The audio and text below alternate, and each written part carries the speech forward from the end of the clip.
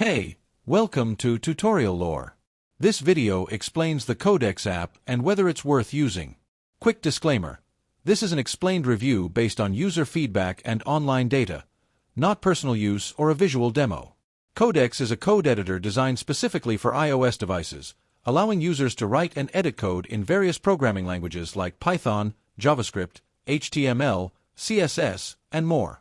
It supports syntax highlighting, multi-caret editing, split-view multitasking, and integrates easily with iCloud Drive and other file providers. Kodex is built with mobile productivity in mind, aiming to give developers a desktop-like coding experience on the go. Now let's talk about how it actually performs. The app is lightweight and impressively responsive, especially for handling large files or switching between tabs.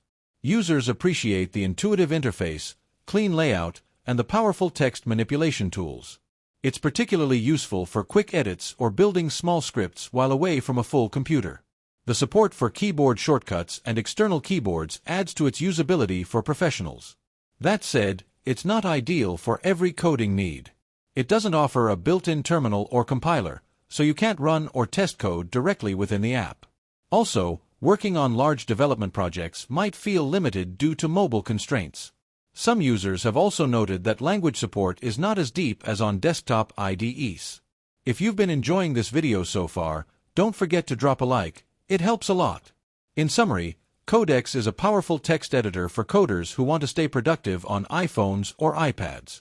It's fast, well-designed, and surprisingly capable for a mobile app.